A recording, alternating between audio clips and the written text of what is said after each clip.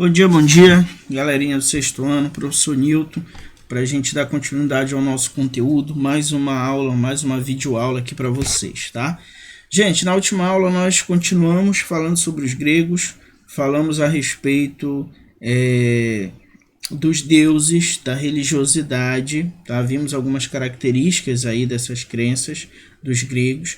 Hoje a gente vai falar sobre a participação dos gregos, gente, em coisas da nossa vida, como por exemplo ciência, artes, arquitetura, a própria filosofia, que a gente vai entender mais um pouquinho sobre o que foi. Então vamos lá. Pensamento filosófico.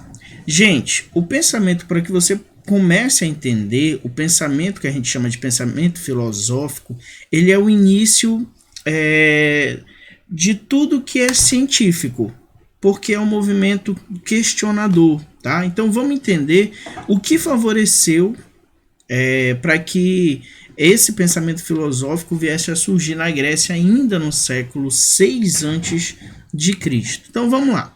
Gente, a Grécia, ela fazia comércio, né? Principalmente Atenas. Atenas era uma cidade-estado voltada para o comércio, principalmente comércio marítimo.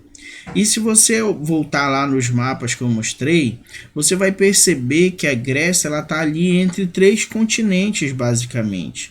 Ela faz comércio com a Europa, ela faz comércio com a África e ela também comercializa com a Ásia, né?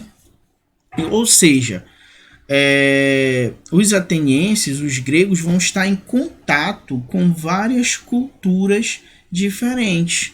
Essas culturas diferentes, gente, elas tinham deuses diferentes, religiões diferentes, maneira de pensar diferente, conhecimentos técnicos diferentes. Então, o que acontece que a gente chama de intercâmbio cultural. O que é o intercâmbio cultural? Quando a cultura de um povo ela acaba somando com a cultura de outro povo. Ou seja, os gregos passaram a aprender muitas coisas com esses povos da Europa, da África e da Ásia. Nem tudo eles concordavam. Aí que surge a ideia de filosofia. Porque aquilo que eles discordavam ou aquilo que eles duvidavam, eles tentavam analisar de forma racional. Entendem isso? Então, olha só, quando você só convive com a sua família, você tem uma ideia de como as coisas funcionam. Porém, se você vai, vamos supor, passar férias aí na casa de uma tia do interior, é outro sistema, é outra organização, as pessoas têm outras atividades para fazer, então lá você vai entrar em contato com alguns elementos culturais diferentes da sua cultura. Então vai chegar um momento que, por exemplo, você vai dizer, lá em casa a gente não faz assim, lá em casa a gente faz isso de outro jeito. Então qual será a melhor forma de fazer? Entende? Então você começa a mesclar os dois conhecimentos. Então, por isso que eu botei aqui no segundo ponto, discutir e refletir. Ou seja, se eu tenho uma ideia diferente da sua, a gente pode debater, lembrando sempre debater com respeito, tá? Não é com gritaria, não é querendo que o seu pensamento sobressaia, não. Discutir, debater. Você vai expressar a sua ideia, eu vou expressar a minha. Através das ideias que nós vamos expressar, aí nós vamos refletir. Será que isso faz sentido? Será que aqui isso que eu falei realmente é assim? Será que não é? Entendeu? Acontece muito de às vezes a gente está numa discussão, a gente está num debate, depois a gente pensa, eita, eu esqueci de falar isso aqui. Ou então, eita, isso aqui que eu falei errado. Não é desse jeito. Ou seja, primeiro você discute, primeiro você debate ideias, lembrando que essa discussão não é de briga, é de posicionamento ideológico, então você posiciona suas ideias, a outra pessoa posiciona as ideias dela, por exemplo, sobre como resolver um determinado problema, entendeu? Então, a partir daí você vai refletir. Para isso a gente faz, gente, todos os dias. Por exemplo, às vezes você vai, quando os tempos voltarem a ser normais, você vai lá em julho sair para empinar sua pipazinha com seus amigos. Aí na hora de botar a pipa para subir, você tem um jeito, você prefere colocar ela por exemplo, correndo, puxando a linha. Já o seu amigo acha melhor um ir levar o papagaio e o outro sair puxando a linha. E aí começa aquela discussão, de que forma a gente consegue subir a pipa mais rápido. Vocês já estão debatendo, cada um tem uma ideia. E aí pode ser que você passe para refletir, puxa vida, será que a ideia dele é melhor que a minha? Eu vou tentar. Aí você vai para a experiência, né? Eu vou tentar para ver de fato qual é a mais fácil. Ou seja, discutir e refletir, gente, nós fazemos todos os dias. Esse é o início do que a gente chama de pensamento racional. Tá? Você começa a pensar através da razão. E esse pensar através da razão vai possibilitar a você várias respostas. Pode ser que você encontre uma outra maneira de subir o papagaio sem ser a que os dois amigos apresentaram. Entendeu? Você pode encontrar um leque de possibilidades de fazer a mesma coisa. Isso é o que a gente chama de quê, gente? Filosofia. Discutir, refletir, através de um pensamento racional e assim propor respostas. Entenderam o que é filosofia? Esse amor pelo pensamento, esse amor pelo estudo, esse amor pelo entendimento é o que nós chamamos de filosofia, gente. Tá? Então os filósofos gregos, os primeiros filósofos gregos, eles vão deixar de lado os mitos e os deuses e vão procurar explicar as coisas através das experiências vividas, ou seja, através de um pensamento racional. Então eles vão tentar, por exemplo, parar de acreditar que os tornados, os problemas marítimos eram causados por Poseidon, e vão começar a tentar racionalizar por que acontecem essas coisas. E aí vão ter algumas questões que até hoje para a gente nós temos explicações, principalmente o pessoal que é de determinadas religiões, nós temos explicações religiosas para isso, mas que de fato, se a gente for ver, cada religião tem a sua explicação. Mas os gregos lá no século 6 a.C. já se perguntavam, por exemplo, o que acontecia depois da morte, para onde as pessoas iam depois que morriam. Então já se tinha essa preocupação sobre o que é verdade. Será que o que eu penso é verdade? Será que o que o meu amigo pensa é verdade? Será que eu estou certo? Será que eu estou errado? Porque para mim eu estou sempre certo, mas para o meu amigo eu posso estar errado. Então, qual é o pensamento que é verdadeiro? Então, essa busca pela verdade, isso vai ser muito vivo nesses primeiros filósofos, tá? Essa busca sobre como surgimos, de onde que você já deve ter ouvido, de onde viemos, para onde vamos, certo?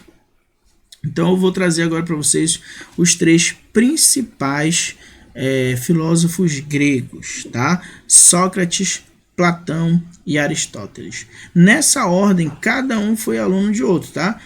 O primeiro deles a gente fala do Sócrates, tá, gente? Ateniense. E o Sócrates vai pensar no que ele chamou de princípio do questionamento.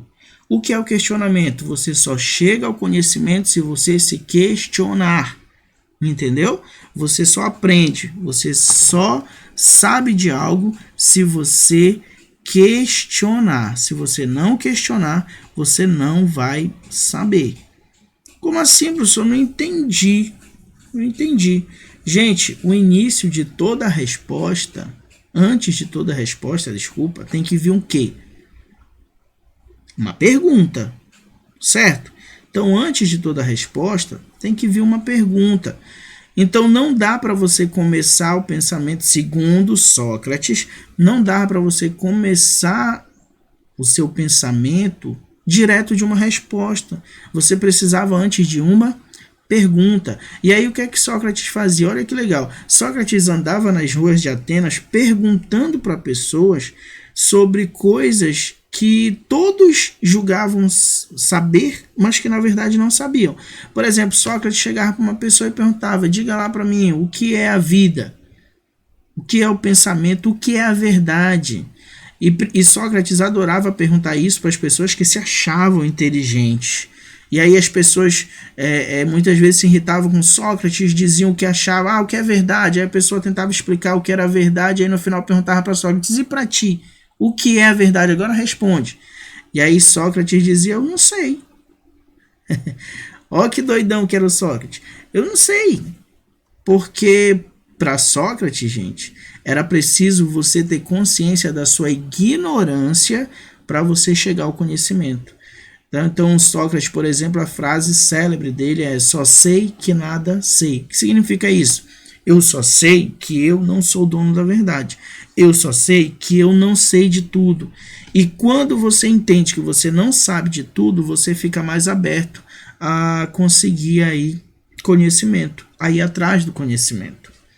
Entendeu? Então acontece muitas vezes na nossa casa, né?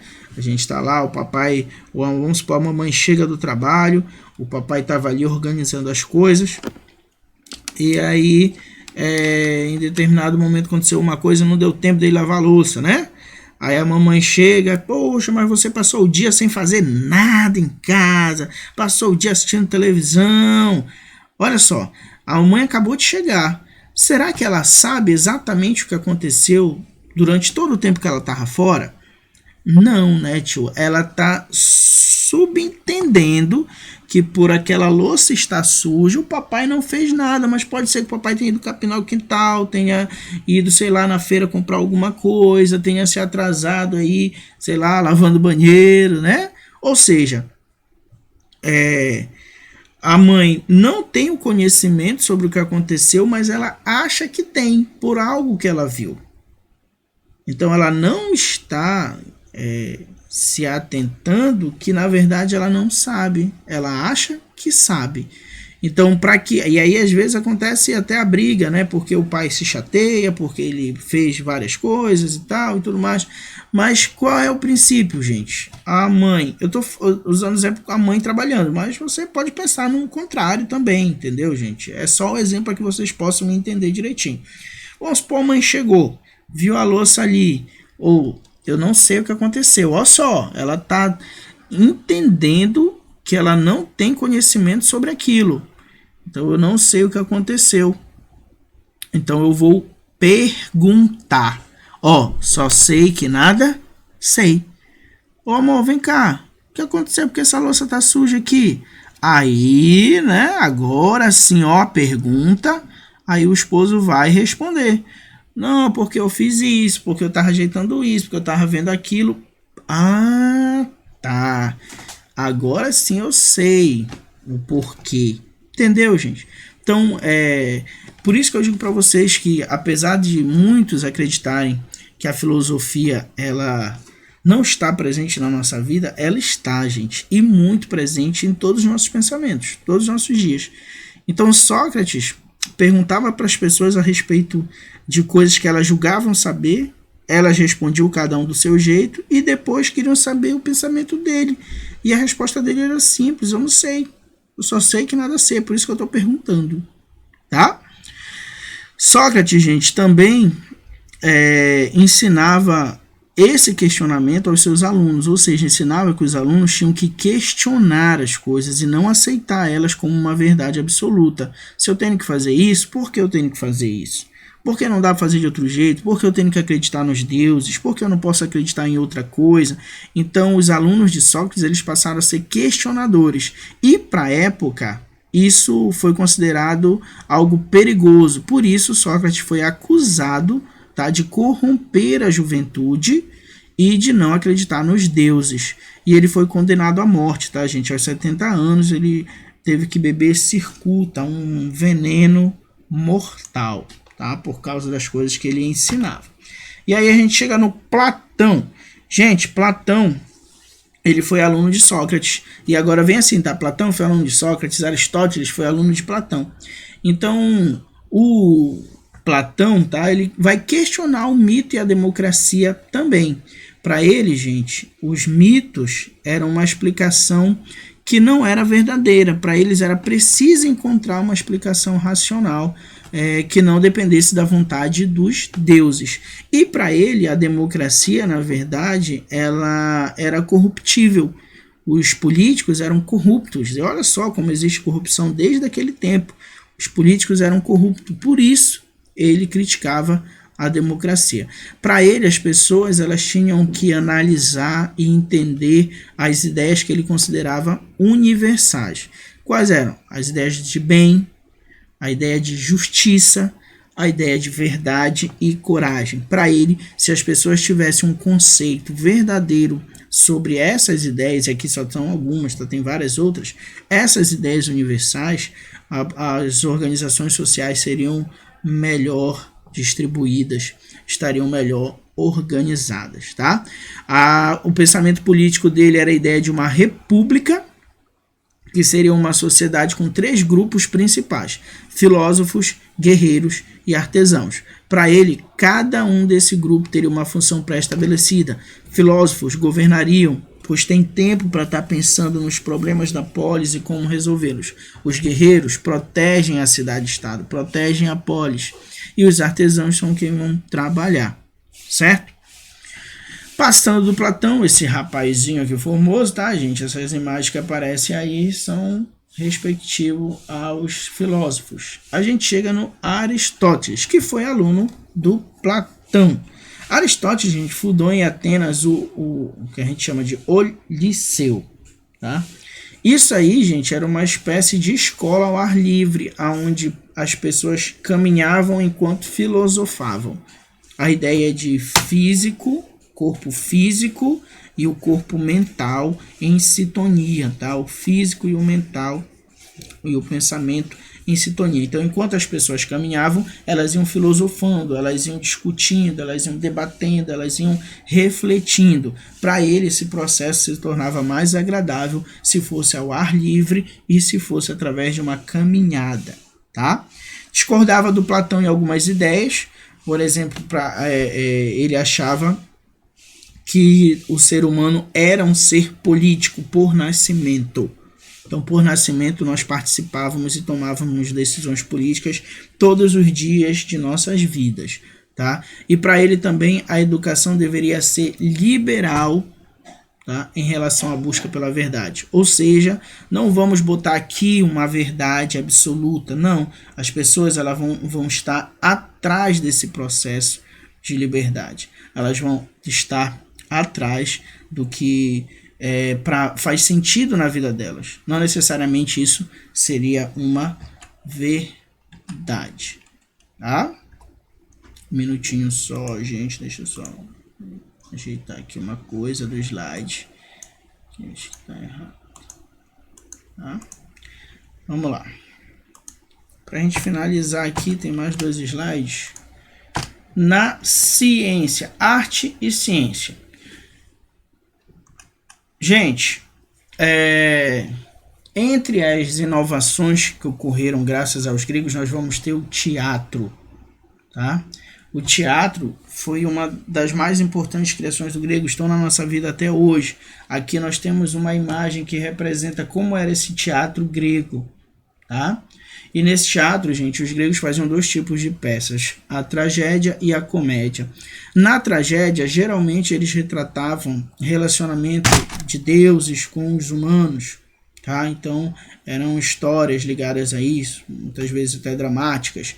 E na comédia, eles tratavam mais de questões políticas, tá? Muitas vezes eles utilizavam o teatro para fazer homenagens aos deuses e para criticar alguns políticos, algumas vezes até homenagear também, tá?